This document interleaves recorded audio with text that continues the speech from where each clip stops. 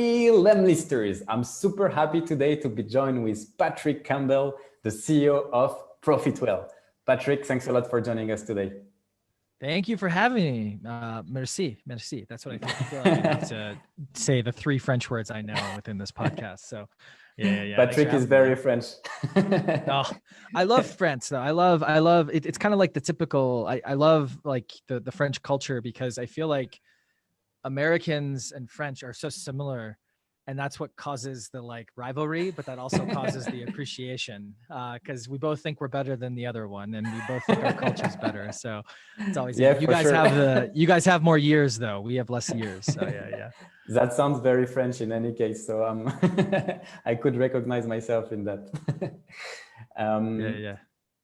For those of you who don't know, Patrick is the CEO of Profitwell, which is basically a super cool software that helps subscription companies with their monetization, retention, reducing churn, increasing like tons of cool stuff and getting basically your revenue increase. And Patrick, if you haven't met him, is really like a pricing specialist, retention specialist. So today we're going to talk about all these things. My first question to you, Patrick, essentially is because you've been talking a lot about importance of the customer research for acquisition, retention, and monetization.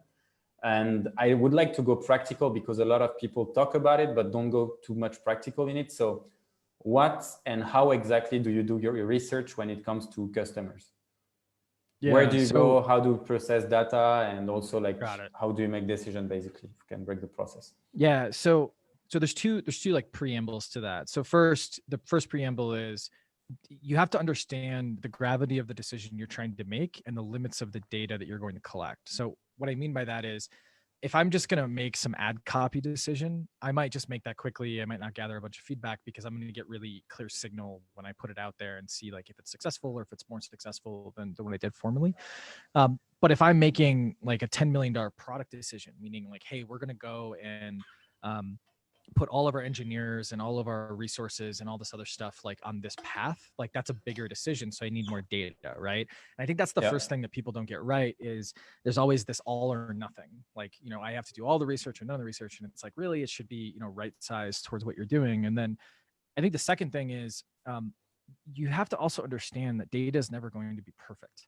A lot of people, again, they get into this all or nothing mentality. So they're like, oh, if it's not perfect, if it's not exactly what I need, if it's not exactly what's going to work out, all of a sudden, like, I'm just not going to do it, which again, is not the right thing because you're trying to diminish the risk of a decision, right? So if I'm going to make that $10 million decision, I might spend a month or 2 months or a lot of time and maybe some money on like figuring out like what that right direction is. And then how do I break that down, right? And so with those two preambles, like to get really practical, because you wanted to get really tactical here, the way I like to run research is typically 2 stages. And then these 2 stages, you just constantly cycle through them. So the first stage or stage 0, I should say, is basically you are picking like, what is the thing I'm trying to figure out? And it might be very broad, very community focused. It might be, hey, we're going to start a community. What should we do? Or, hey, we think that there's a product in the finance space or whatever it is. Or it might be very narrow. Hey, I'm trying to like figure out the best UX of this flow or whatever it is. So I have that. So stage 1 is basically going out and having conversations like this. So sometimes you would do these in person. Right now, doing them on Zoom or whatever, video conferencing software that you use. And then you and I would have a conversation and I would ask you a bunch of questions, kind of like I'm a prosecuting lawyer, meaning I don't want to lead you, but I want to ask you very broad questions. And I want to ask you things like, yeah, so how, like, tell me about like, what's important to you, right? And again, that's very broad, right? And then you can kind of like dig in, but you have to be very careful, and it takes enough reps to get this right. But you have to make sure that you're asking these broad questions, and then you can get more specific. Like, okay, so when you've said you care, or your number, like the thing that you care about most is, hitting your number, right? You're getting your bonus, right? Okay, cool. Like, how do you get to your bonus? Well, I do this and I do this and I do and then it'll start revealing different things. And then you can start going down. And then a couple of things I like to do that are very practically, especially if I'm talking about coming into a product, is I'll say like, what are you doing that prompts you to go into the product? Like, what are you doing before? Right. And then similarly, like, what do you do after? Like, where do you go either physically or, you know, in software or whatever, where do you go after you leave ProfitWell, right? And that starts to kind of put together this picture. Now, you're not going to have the best picture from one person, right? So what I like to do is I'd like to do about 15 to 20 of these, depending on like the breadth of the topic that I'm going after. And after 15 to 20 of these, after you kind of like really hone things down, you start to figure out, you know, some trends, right? And you're going to have to make some decisions. You're going to have to earn your paycheck because you're going to have to use your intuition a bit. But then because we're all fallible, what I'll then do is I'll then take that information, I'll put together more of a quantitative research study, basically through data collection, through like a survey, right? Okay.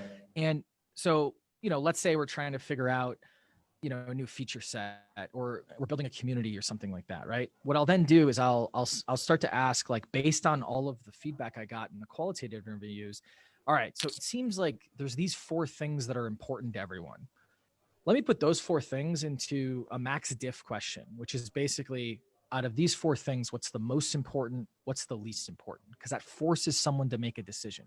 Very similar to me not leading the witness in my qualitative interviews. I want to make sure that I don't go give someone an opportunity to be like, oh, everything's important. I like everything. Okay. Give me everything, right? I want to know, like, what is the thing? And then depending on, like, I might ask other questions depending on what I'm trying to figure out around willingness to pay, and even if I'm not asking willingness to pay, I might still ask willingness to pay so I can see, oh, the people who, you know, really like this feature, they're willing to pay this, like their value is higher as a percentage or whatever it ends up being. But that quantitative data, it allows me to then take that and segment and have more confidence in the decision that I'm going to make. And what might happen is I might get through that cycle and I discover something at the end, but that leads to more questions. And then I got to start the cycle over again.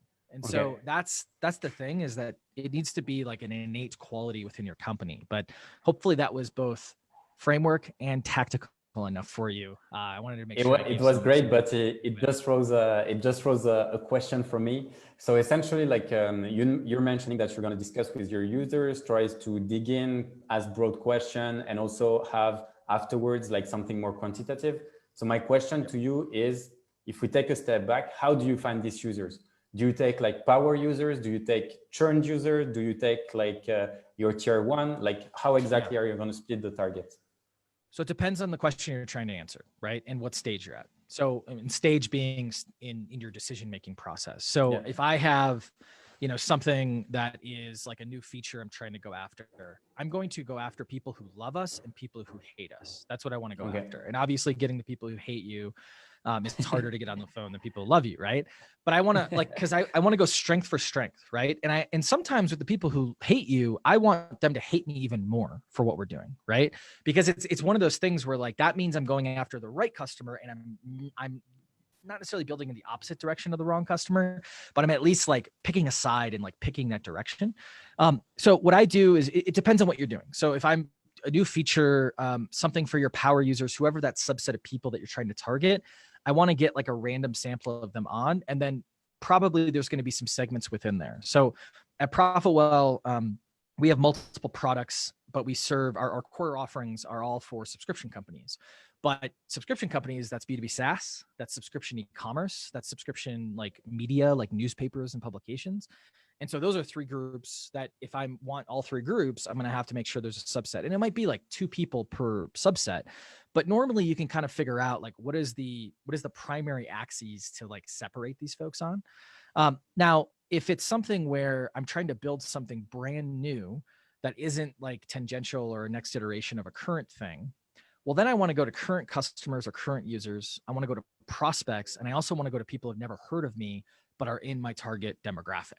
And what you're seeing here is, again, I'm basically finding these people. And just to give you really tactical terms, you have your user base, you have your content base, you have your current customers, you have the leads that you've targeted, you have LinkedIn, you have Twitter, you have friends of friends, you have surveys. And even if you don't have any of these things, you can go and you can use what are called market panelists, which are these companies that the sole purpose of their existence is to give you access to your target demographic to answer questions, either in a qualitative basis like this or through a survey, right?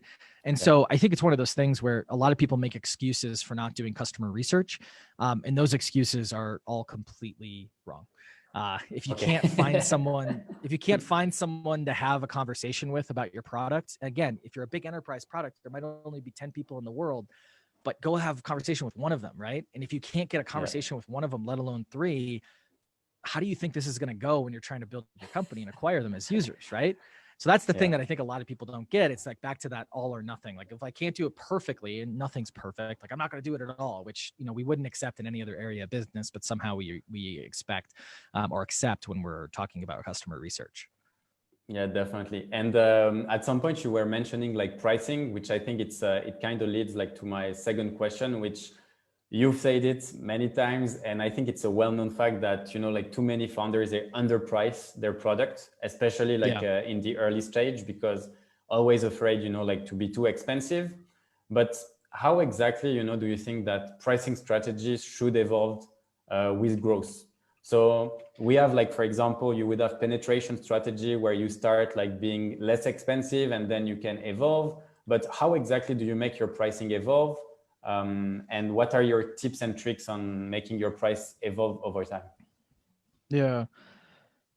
It was a very specific question that got very broad very quickly. So Yeah, I sorry think, about that. no, don't apologize. Those are great questions, right?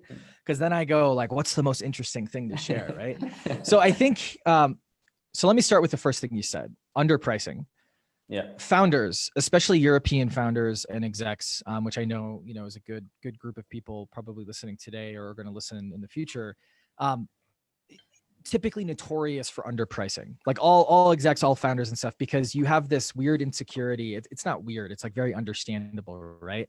Because you're like, I just got to build this thing and I just got to get the landing page. Oh, and it wasn't perfect, but we have to ship it. And they told me to like ship stuff I'm not proud of and all these books I read and everything, right? And so what ends up happening is when we put the price out there, we get desperate, right? We're like, okay, let's just say $50. Let's just hope they convert, right? And then they start converting and you're like, oh crap, this is awesome. Like, and then you start building the product and all these other things. The problem is that you never revisited that price. And all of a sudden you're like, well, people bought it, so that must be the price, right? And it's like, well, you're not a perfect market. You know, no software product's a perfect market, no subscription product's a perfect market. And so it's really important to go and at some point do the research to basically understand what your pricing power is. You might find out you're actually better at $20. You might find out you're better at $5,000, right? We have plenty of examples of people. I don't think I can actually share them because most of them are customers where they actually would raise their price like 3-5x. And not only does obviously their average revenue go up, but their acquisition, their conversion rate goes up because there's a lot of people that didn't trust the cheap product. I've had this situation for a number of products where particularly we have a couple of software products or their ad products that we use out of the Ukraine. And when I first saw the invoice, I was like, this is insane. It's way too cheap. Like, I just don't trust them. Right. But I knew them and I had met them through a conference in Europe. And so I was like, okay, like they're not bad people or anything. They just live in a very different environment. Right. And so that's the big thing. You have to understand that like you have to actually measure some price elasticity. Now, that being said, what's the order of operations for a company in terms of pricing? First thing you got to do is not even focus on the number, not even focus on it. And the reason is you want to focus on it, I should say, in a very general sense.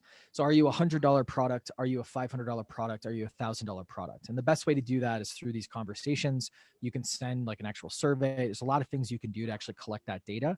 But I only want to know the general number because people waste too much time going like, should it be $24 or $20? And it's like, in the early days, that doesn't actually affect things as much because no one knows you. You're not driving just a ton of, and you're not Amazon. You're not putting like, crazy amounts of traffic per minute.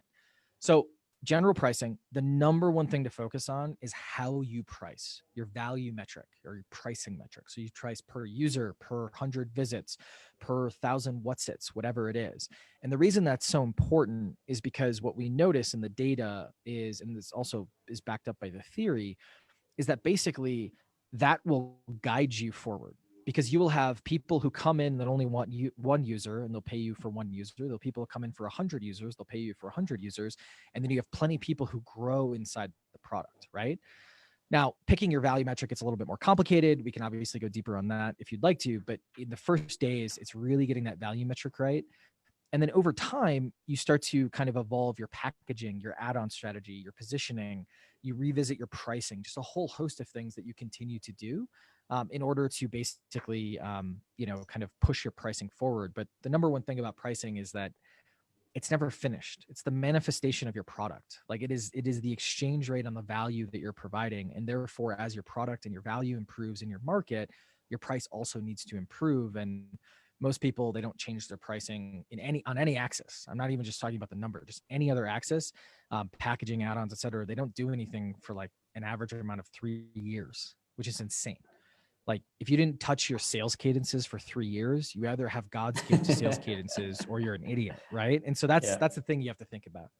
Yeah, that's really, really interesting. And actually, I'm wondering, like, do you have best practices, like on how often you should, for example, like make your pricing evolve? Like, because even though like the quantitative tests, etc., like are a good indicator, I think it's always stressful, like me as a founder, we changed our price like in 3 years, we changed it maybe like once or twice.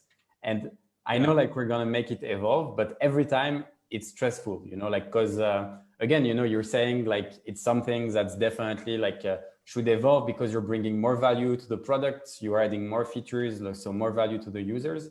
But how exactly, like, have you ever seen example where, for example, you would increase price and then have to decrease it again, or? That's actually a really good question. So to answer the first part of your question, how often should you change your how price? often should you change your price? So your monetization, meaning packaging, add-ons, localization, all these other things, you should be doing some experimentation on your monetization once per quarter. Okay. Because again, it's like it's a growth lever. Growth levers that aren't used are wasted, right? You want to use that growth lever, right?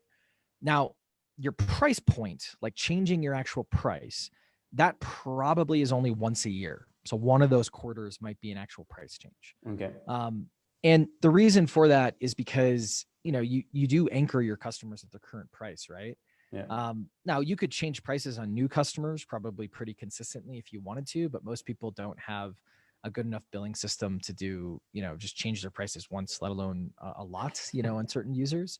But I think that for existing customers, which I do think you should change your prices for, probably once a year max, just because like, there's an emotional aspect of that. But that's also the reason why you have to do your research, because, we do see people that they'll raise their price. It's kind of like what's called the hill climber problem, where they'll raise their price a little bit, they'll see success, but they don't realize like, oh, nothing changed except we make more money now. Maybe we should have gone even further, right? And they didn't do any of their research. They're just kind of shooting from the hip, as they say. So in terms of, have we seen someone have to go up and then down? Not in a short time frame. We have seen some people where they raise the price and then all of a sudden they start dropping the price pretty dramatically because the market itself has gotten so competitive that they kind of were the big dog in the market. They were able to like really get pricing power, and then the market got so commoditized that most of the market went free. And then that meant that, they wanted to get ahead of that by basically sacrificing revenue in order to, build the next thing or focus on the next thing.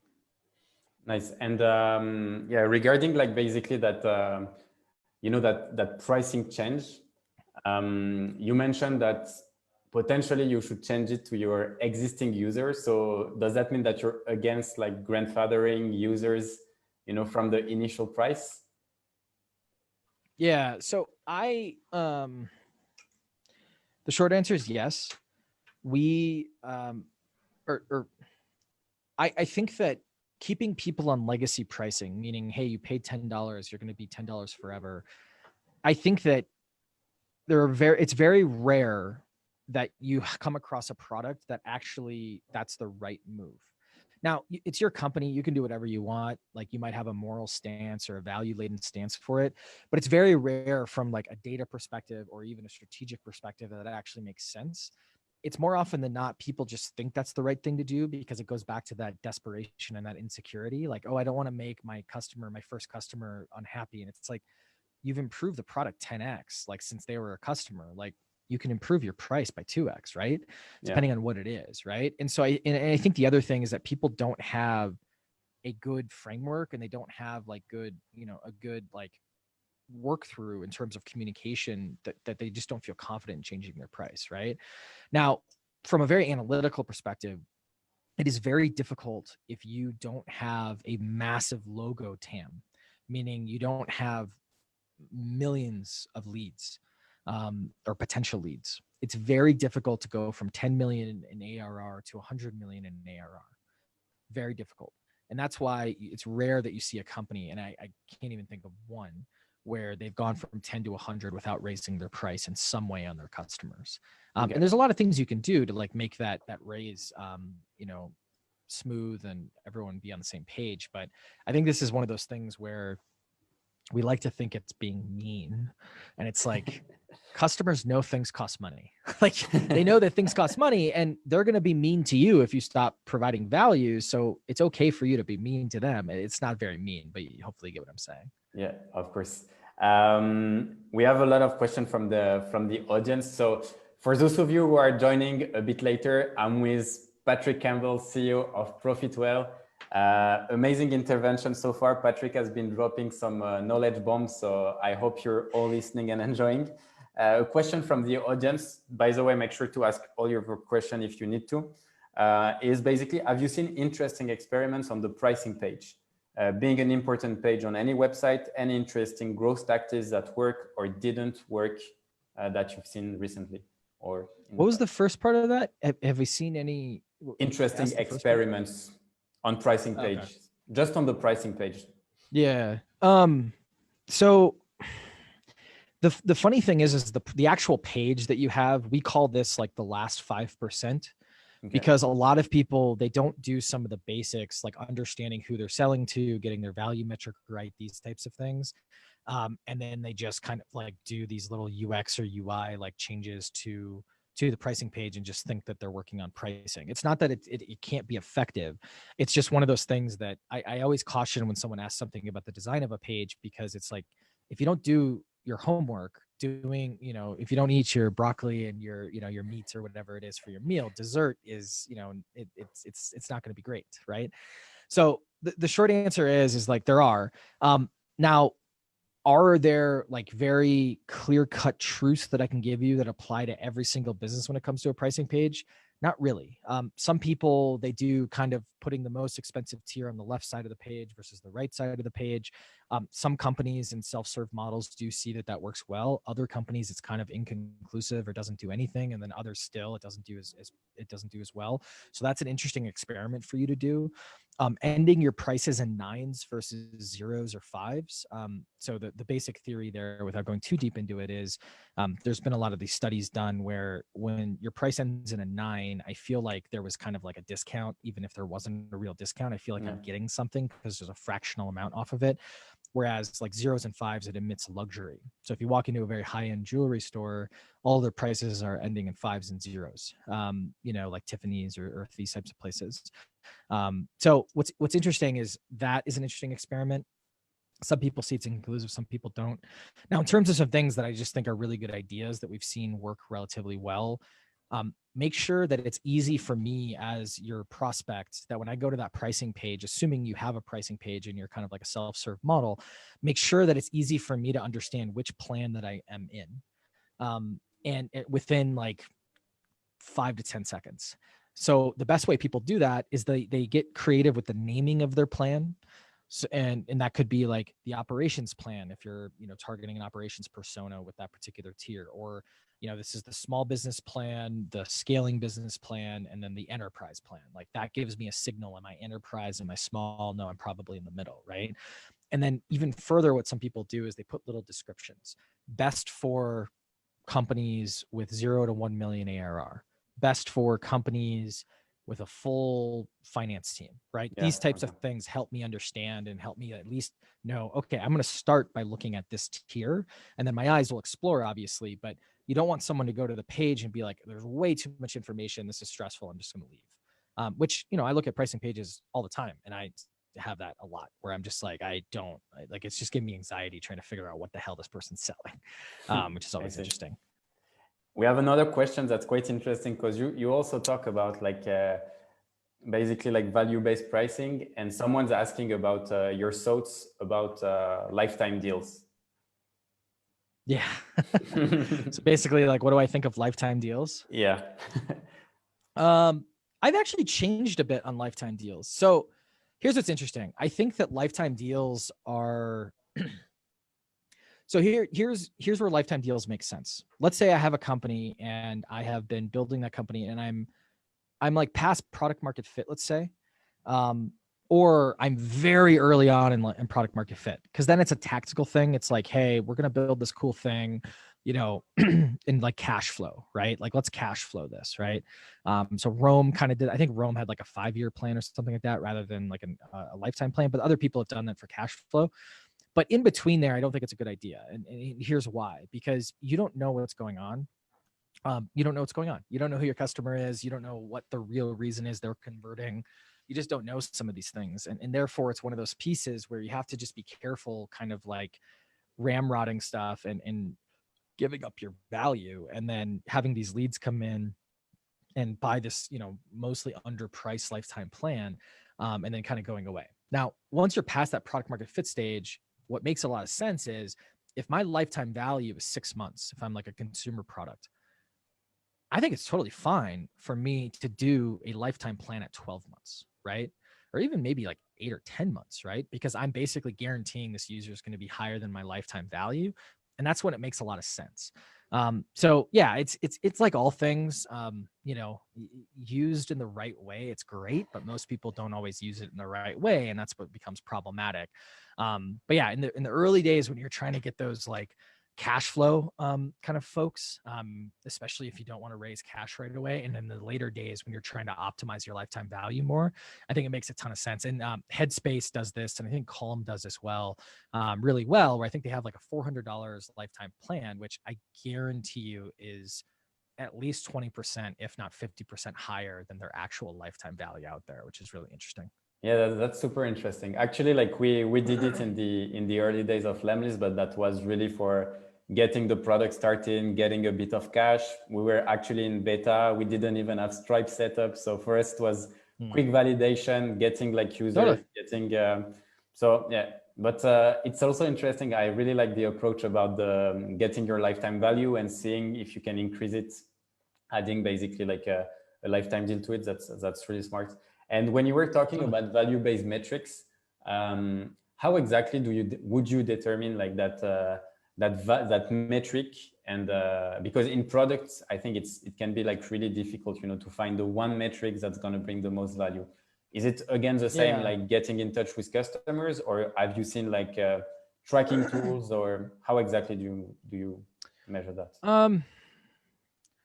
Tracking tools are tough because the very nature of value-based pricing is you have to understand where the customer sees value, right? And usage does not always correlate to value. Yeah.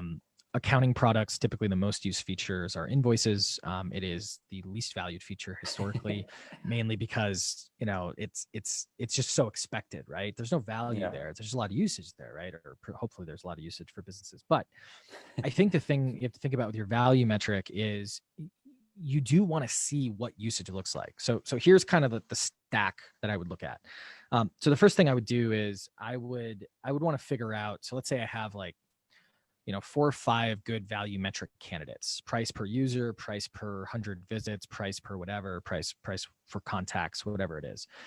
And I found those things out by having some conversations with folks and being like, hey, we're trying to figure out our pricing right now. What are your thoughts on like how we should price?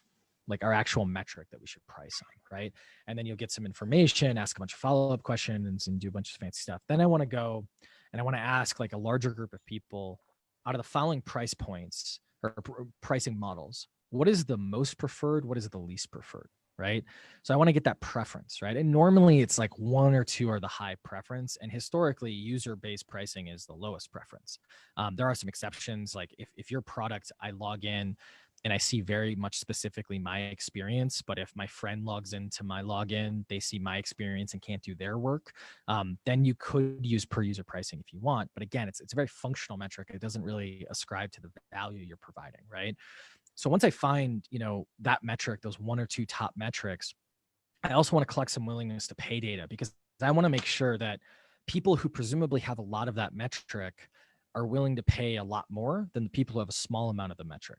So one of the reasons that Profitwell is free is we didn't intend to make it a freemium product. And, you know, I'm glad we did. And I'm glad, you know, we didn't luck into it exactly, but we definitely like didn't foresee that we would have, you know, 25,000 subscription companies using ProfitWell. But it is one of those things where we wanted to charge for it. But what we discovered is that those folks were very large, you know, and it's a revenue metrics product for subscription companies. Their willingness to pay wasn't that much different than a small Johnny or Jane startup who had, you know, their first $1,000 in MRR, right? And it was different, but not that much different, right? And the reason I want to collect that data against those value metrics is because I want to figure out, like, I need there to be a 20x or more lift between that large customer and that small customer, because I need upsell revenue, right? And if there isn't like 10 to 20x at least, there's not a lot of upsell potential. You just don't have the physics of money to get upsells, right? And then the final thing I do is I want to look at the engagement data, right? And I want to look at, okay, how many users, like what's the distribution of users? Well, if I find out that everyone, no matter their size, no matter their other usage, only has one user in their account, even if per user is the most preferred value metric and it makes sense from a revenue perspective, it doesn't make sense from a product perspective, right? And this is where you get into some battles with, you know, this is why analytics products are so hard, is because people just don't appreciate analytics at all. They appreciate them when they're free, but they don't like paying for them. This is why like our competitors' churn rates are so bad, is because it's just, they don't appreciate how much work goes into them, right? And so what ends up happening is, you know, you want to charge based on the size of the company for financial metrics. Well, you know, they don't really want to pay that much more on the high end, but you also want to not like hurt usage. So you don't want to price per user, because it's one of those products where the more people in there, the better, right? So this is where you have to earn your paycheck again, and you have to look at that data. And then I would say most of the time, but maybe like 60, 70% of the time, it's pretty obvious what you should be doing. And you can always add secondary value metrics to kind of protect against like downsides in these types of things. But then the other, you know, 40, 30% of the time, like you're going to have to kind of like, you know, kind of massage a little bit and maybe choose like the best option, which won't be perfect. But again, this is where your personas and your target comes into play, because oftentimes people try to be everything to all people. And it's, you got to pick a particular market and optimize for that, even if it loses you some of the other side of the market. So hopefully that's helpful. I just wrote a book on value metrics that I'm going to be publishing in Q1. So it's just one of those things where it's very top of mind right now. Yeah, that's really dope. No, that's super interesting. And I was actually curious to ask you this question regarding like the freemium model of ProfitWell, because initially, actually, we were customers at ChartMogul, so one of your competitors. And eventually, like I didn't really understand that their pricing, to be honest. So I was okay to pay for like yeah, because I was okay to pay like for a financial tool. Like I don't mind paying like for a tool, but the fact that it increased as your revenue increase, for me, it doesn't make sense, because I don't see the product doing anything more. There's no like more value in it. It's just the same product, but you're making more money. So it's it felt quite bad. So I'm really wondering, like, what was the key advantage for you to move from something like a paid program to something freemium? And do you feel today that it's really like driving more, like when you did the switch, basically, did you feel like the word of mouth was much increasing, or what were the effect of that switch, basically? Yeah, to claim we knew any of this when we were going into it would be wrong. So I this is a lot of like looking back and then learning and then implementing those learnings. You know, it's a process, right? And I think freemium, it's one of those things where people think, oh, just do freemium and everything's great. It's like, no. It actually requires a ton of work and nuance to figure out like how to make it work, not only from a unit economic perspective, but also just from like that precipice from free to paid, right? So to answer some of your questions, I think that, so we thought we were geniuses when we came up with subscription financial metrics. We thought we were the only geniuses who could ever come up with such an idea, right? Which is kind of dumb in hindsight if you really think about it. So we were like ready to launch. We had our beta-ish alpha users on the metrics, a very early version of the metrics product. And then Bear Metrics launched, like very wide, Hacker News, you know, a lot of like these types of things. And it was like, oh no, like we thought we were geniuses. And then this other guy's a genius too, right? And then all of a sudden, like people started sending, because we started doing some outreach, and people started sending like, oh, this is what the ChartMogul guys are doing, right? And they weren't public yet, but they had Nick had left his job at Zendesk and was starting to work on it and stuff. So And then there were like 30 other products that came very quickly, you know, in the months after. But what was kind of like fascinating is so what we did, and this goes back to your first question about customer research, is we kind of stopped and we said, okay, like we can do what everyone else does. And I think this was the one moment of genius that we did have. We can just keep pushing stuff up against the wall, right? We can just like 18 months of just like, well, let's build this feature because it was in a support ticket. And then let's do this thing because we think that'll work out. And, you know, we got this advice, so let's do this, like very like guess and check, right? And I think that that's what a lot of people end up doing. And I don't want to speak for my competitors, of course, but you know, I think that's a lot of things they did as well, right? Because it's just a natural inclination. The path of least resistance is to do something. The path of least resistance isn't to stop and do some research, right? Yeah. So we took a step back because we were like, okay, this seems like a very crowded market now, and the number of logos and subscriptions is not that high. There's only about 150,000 subscription companies of all kinds in the world. That number isn't growing that quickly. And so we basically said, let's do some research. So we did pricing research, we did preference research, and we basically discovered that the willingness to pay is very anemic. And the best option, which you discovered, was to price based on size. But if you're doing that, you have to go enterprise because those are the only people who are going to accept that. And then really your sales team is just kind of like anarchically putting sales together. They're just kind of doing whatever they think is right. Right. Yeah. And so we looked at that, and we're a bootstrap company. And so we weren't going to raise a bunch of money to have an enterprise product. Maybe we'll do that one day, but it wasn't in the cards at the moment. And then we also looked at how competitive the market was. And so we had really two decisions: stop, focus on something else, or go free and work that out. And this is the third option, is going enterprise. And so we started working on freemium. And to make the long story short, and I have a book I actually wrote on freemium as well. I write a lot, so yeah, I can. Too many send books. That over. Too many. That's okay. That's okay. It's more for me, honestly. Yeah, it's more like I write this in order to like understand, and then I like put some extra polish on it so we can like publish it. But long story short, what we discovered is that freemium for us worked really well because we had two network effects. We had a natural network effect and word of mouth. So either people who were aggravated with our competitors, charging for the similar, if not as good of product. And then we had obviously people who just loved the product and wanted to refer other people. And then we also had the network effect of the data allows us to study the data in aggregate and then implement those findings into our paid products, which help reduce your churn or optimize your pricing. So long story short, like it was good. I don't think we've optimized the word of mouth at all. Like we haven't thought about it. We're not tracking it. And that's like a mistake. We realized that like basically Q3, because all of a sudden we started like asking like, where'd you find us? And everyone was like, oh, we're friend, you know, colleague, whatever it is. And we were like, oh, okay, we should probably focus on this more. So that's kind of where we're at right now. That's interesting, because I was going to ask you this question because I use Profitwell a lot. And for me, what I thought like, I mean, for me, there are like several things that could be interesting. Like whenever you're sharing things, you don't want always to give access to people, but sometimes you just want to give them access to a piece of the dashboard.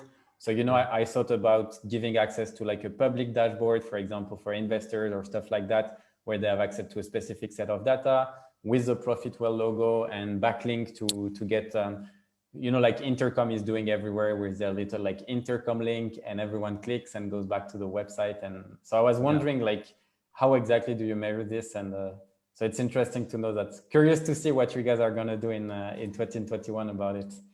Yeah. So I think 2021 is we're getting a handle on tracking it now. And then once you start tracking it appropriately, you can optimize, right? And so I think that that's like where we're at right now. Now, the model that we're thinking of for tracking and both figuring stuff out is, this is from, I forget his full name, but a gentleman by the name of Yusuf, who ran Growth at Ease, which is a cannabis startup in California. He's also done a bunch of other things in the ed tech space, which is very word of mouth laden.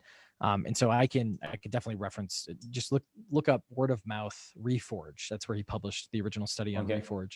And you'll find it through Google. But long story short, you essentially track everything, and then your net is your word of mouth. That's the basic idea. It's a little bit more complicated than that, but it basically measures your direct traffic and other things.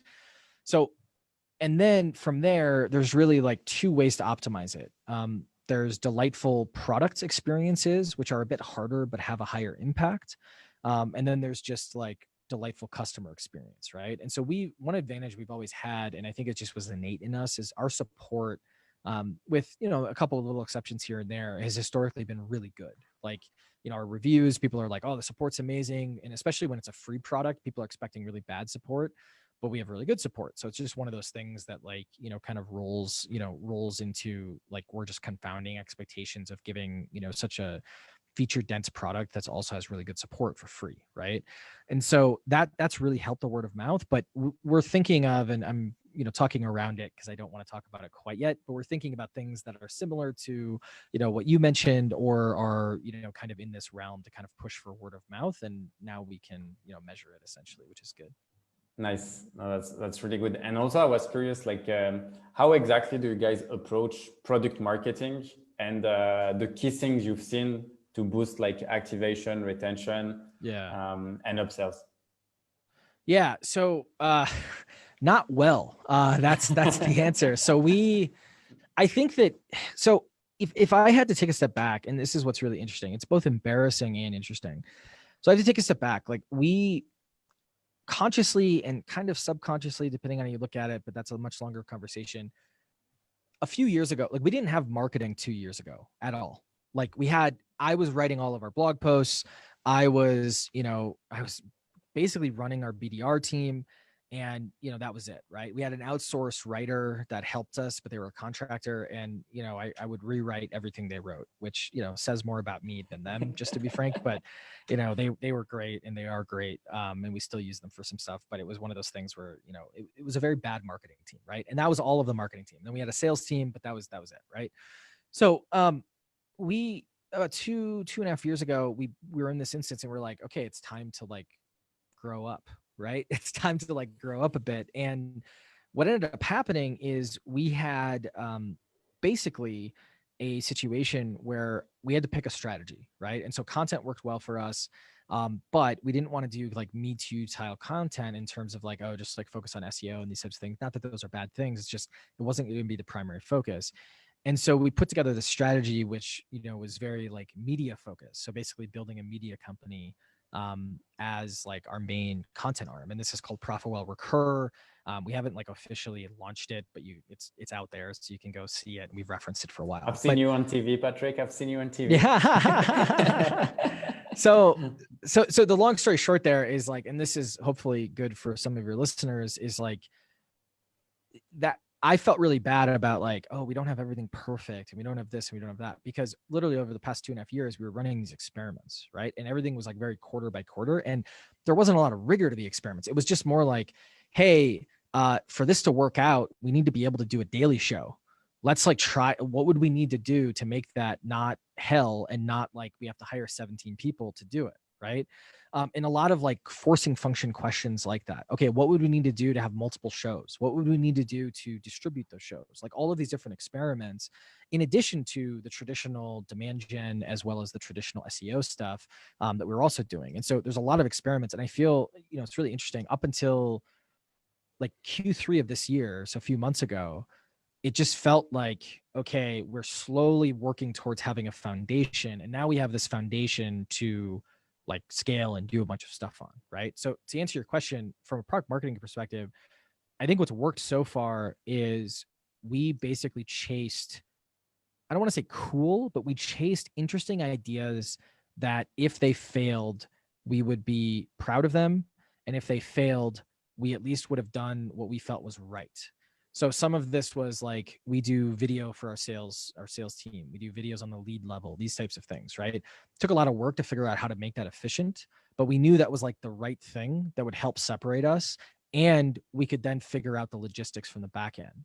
So really the last 2 years were very logistic heavy, and then just kind of all these little, like, sporadic experiments. And now it's like we have this platform, if you will, that we can basically iterate from. And I still do, like, all the landing pages. I do, like, final drafts of, like, copy, which we're 70 people. That should not happen. So if you are a great product marketer, no one, we would love to chat, because I need to stop doing that. I think it's because we care so much. Like, Facundo, our head of product, and I care so much about the messaging, to the point that, like, it always takes forever to do these things. But we need to find someone who can speak in our voice and kind of run with that. So yeah, that's my big excuse as to why we don't have anything that you just said. And when you were saying that your sales team is doing video, like what do you mean exactly? Is it like in the outreach or more like to train customers and? Basically the outreach part. Okay. I'm not going to go too far into it because we've had some people steal the idea, which is fine. It's not like our idea. It's totally fine. But it's one of those things where we found out that we were able to get an efficiency, and it's not rocket science, but if I told you the different pieces, it would be easy for you to put them together. But we do videos on a lead level. So we do outreach, Okay. basically like every lead that we target gets their own personalized video. Nice. And we do some stuff with current customers. We're going to start using like Bonjoro. And then we also use some of the drift video stuff. So yeah, that's some of the stuff we're using. Cool. That's nice. And according to you, like what were your like biggest marketing mistakes so far? Yeah, that's a great question because it's funny as like a scaling exec, you always, it's kind of like what were the worst times or something like that. It's always so hard to answer those questions because the very nature of either being a founder, or I would argue an exec or an operator, is you have to, like, if you worried or fixated on the mistakes or the problems of the past, there's no way you move forward. So you always rationalize like, oh, it wasn't that bad because you got up and kept going, right? And so when I think of mistakes, I know there's a lot of mistakes. I think that the first thing that are coming to mind are I think that we oh my god, this sounds terrible. We published some of the best content for the time on pricing, and I would argue some of the best content on like subscription and SaaS metrics for a while. And I think we are now doing even better content, but we published some of the best for the time for our first 5 years, and basically had like terrible page speed, like just everything for SEO is terrible. So our SEO, like we published these articles that would get shared and everyone's talking about it, and that like built our brand, and our SEO is just like this, right? And literally we hired an SEO contractor a few years ago, and SEO contractors love us because they're like, oh, content's like the worst part of this whole thing because brands don't want to produce the content. You guys have so much freaking content. You just don't have any of the technical stuff. So we redid this, and all of a sudden, like that first year, like I think we 10x our SEO traffic, which wasn't small. Like it was 10 to 20 grand or 20,000 per month. So it was pretty good. And then we've grown since then even further. But yeah, that was a big one. And I think like the one I struggle with is, should we have done deeper tracking earlier? I think that if we were running a little bit more of a direct or a demand gen focused product, we probably should have set up our tracking earlier. I'm rationalizing, it's not like we had no tracking. It's just we would have, kind of a lot of the beginning, a lot of the end, and not a lot of the middle, right? And so like the middle is kind of what tells the whole story. And so we would kind of have like the inputs into the box and the outputs of the box, but we wouldn't connect them necessarily. And so I think that because we were trying to spend our time operationalizing some of the content production and operationalizing some of the other like more mid-market enterprise type sales marketing type things, I think it was okay that we didn't set up our tracking as tightly as we should have. But if I were to do it all over again, I probably would have sped up implementing that because it would have just helped.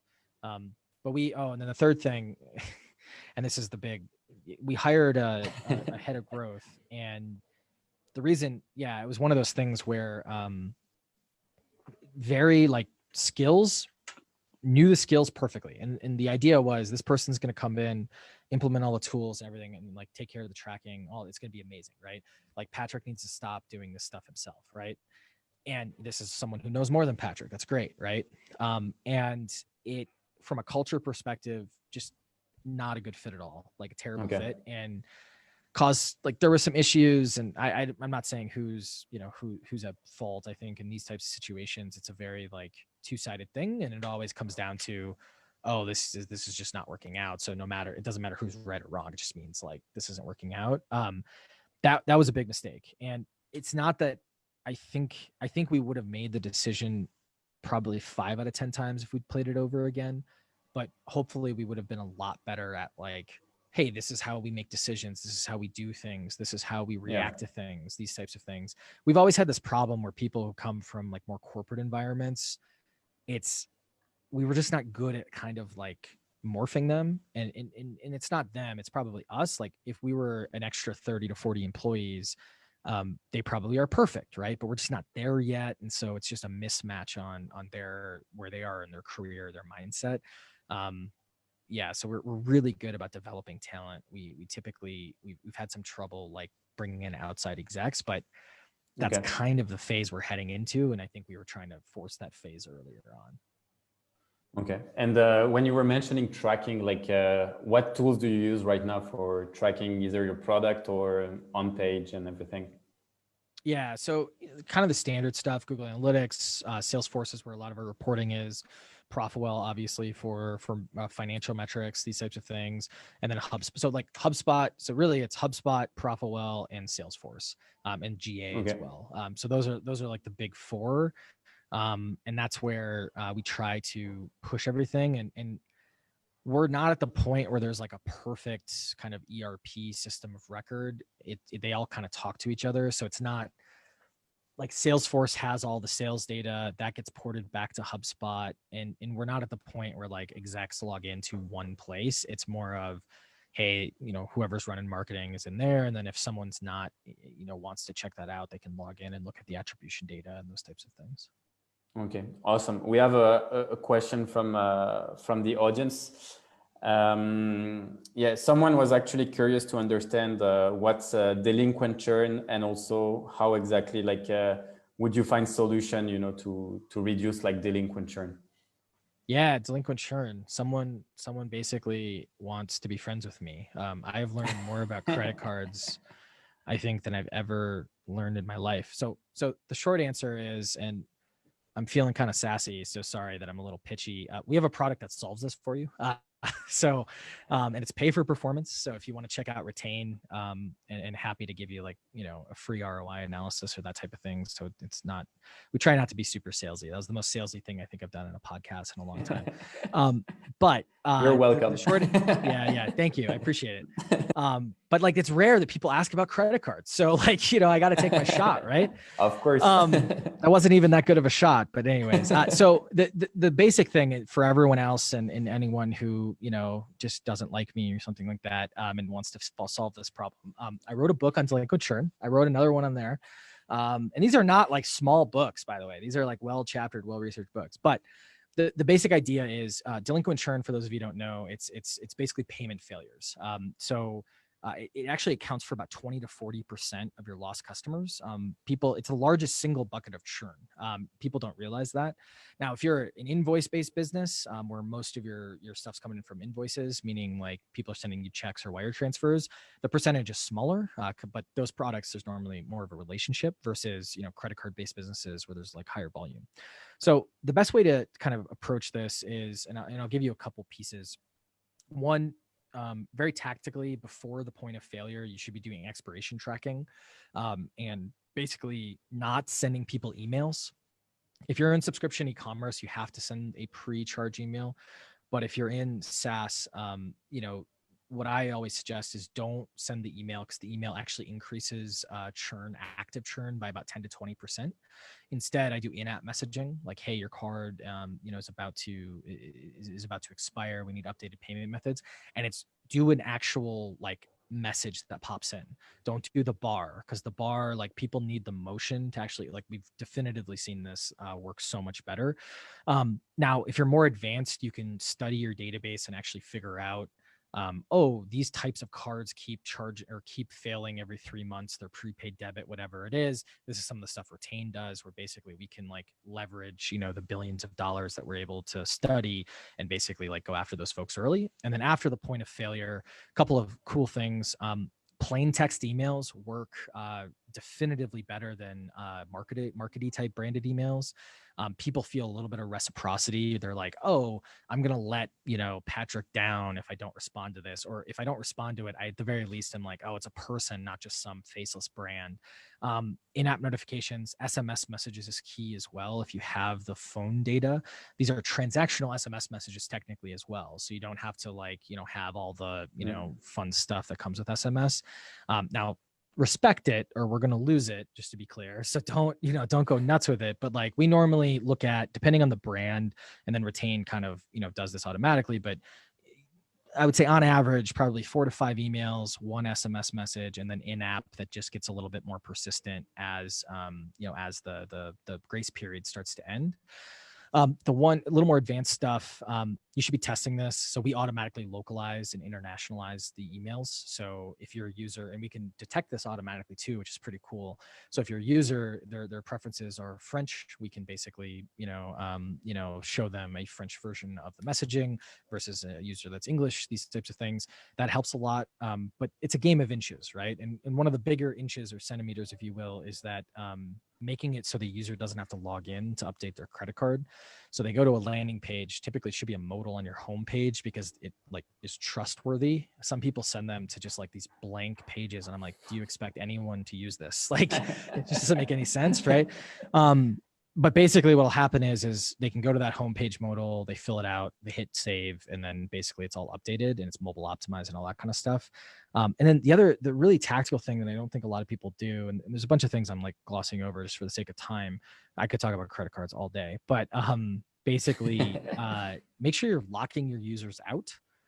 I know that sounds super obvious, like I'm being condescending, but typically 1 out of 20 to 25 companies that we talk to, their engineering or billing team, they're treating their active churn, their active cancellation customers different than the delinquent churn, which is the right thing to do. But they close the loop on active churn, meaning lock them out of the product. They keep their delinquent churn into a perpetual state of just purgatory, basically they're never canceled, but they're not paying. And then that person still has access to the product. And so we've definitely had calls where the most popular one that I like to say, because it's a large number, is we had someone who they were at a webinar. I do these every other week. I do a retention, topic webinar. It's not always the same, but basically in the webinar, I said this, and I always say it takes 5 minutes to check, just check it. And basically they locked people out, and it was an additional $8 million in annual revenue because people came back and were like, oh crap, I need the product, and they ended up paying. And so it's pretty insane. It's not the growth hack you should rely on for your company, but you should at least take the 5 minutes and check. But yeah, I could send the book over if anyone emails me and send that over, because it goes deeper into some of the things I just talked about. Awesome. Patrick, it was really amazing talking to you. How exactly can people maybe follow your content, insights? You talked about a new media. I know you publish a lot of videos, but what's the best way first to reach out to you? And secondly, to follow your content? Yeah. So I would follow, or if you're looking for content and stuff like that, LinkedIn, just connect with me on LinkedIn. I'll be able to jam with you there. I'm very bad with LinkedIn messages, any DMs of any kind. Twitter DMs, LinkedIn DMs, Instagram DMs, I am terrible with. I just forget about them. So my email address, and this is my direct one, so respect it. Hopefully it's pc@profitwell.com. And so that's my direct one. It might take me a while to get back to you, but I always get back to everyone eventually. There's a group of emails I'm responding to today from October. Most of the time, if it's more pressing, I respond very quickly, but I do get back to everybody. Yeah. And then, you can find us profitwell.com, and profitwell.com/recur has all of our content and media and that type of stuff if you want to check that out. But yeah, thanks for having me, man. I appreciate it. It's been good. Yeah, that's awesome. I feel like I just had a therapy session, which is always good. Yeah, it was amazing, and everyone enjoyed it. Thanks a lot, Patrick, and have a great day. Cool, man. We'll see ya.